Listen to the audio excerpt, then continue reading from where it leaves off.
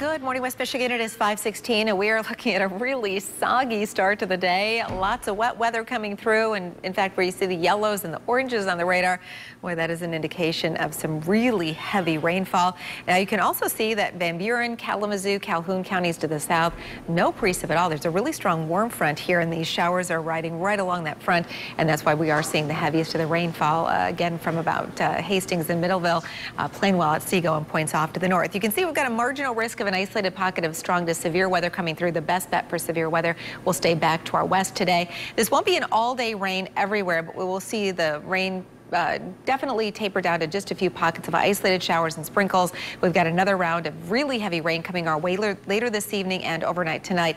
That comes along with a strong cold front, and as that rolls through, we could see again another round of really heavy rainfall, perhaps another inch or more in many locations. Tomorrow morning, waking up to a few scattered rain showers, and then just kind of some hit-and-miss rain showers, especially during the morning commute tomorrow.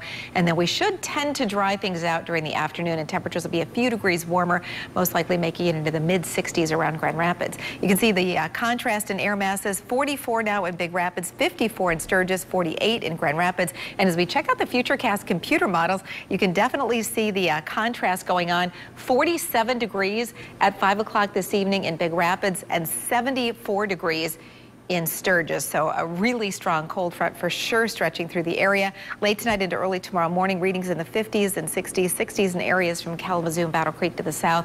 And then during the day tomorrow, much of the same temperature spread, though I think the Grand Rapids metro area gets into the slightly warmer air into the 60s. Big Rapids making it only into the upper 50s. Now, as we look at that 8-day forecast, you see we make a run at 80 on Wednesday with a warm front lifting in. Showers, thunderstorms with falling temperatures on Thursday into Friday. And there we go with more showers and thunder showers over the weekend. So meteorologist Matt Kirkwood has been looking ahead through the middle of the month of October. And Matt, what a soggy start to this month.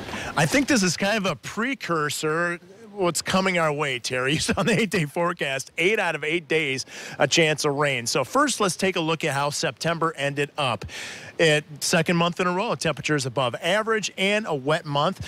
Temperatures are running over 3 degrees above average. The warmest was 90 degrees on the 17th. That gave us our 19th day with temperatures hitting 90 or better. The rain, the wettest, we set a record on the 20th of 2.72 inches. And we ended up the month 1.6 inches above average. Sunshine a little bit less than average. Okay, let's go ahead, and whenever we start a new month, we take a look at where our averages begin. 66 for a high and 55 by the end of the month, October 31st, Halloween. That's where our averages are. And it looks like for the month, the forecast from the National Weather Service has above average temperatures in the southeastern parts of the United States coming up in the southern Great Lakes. And notice how close they are.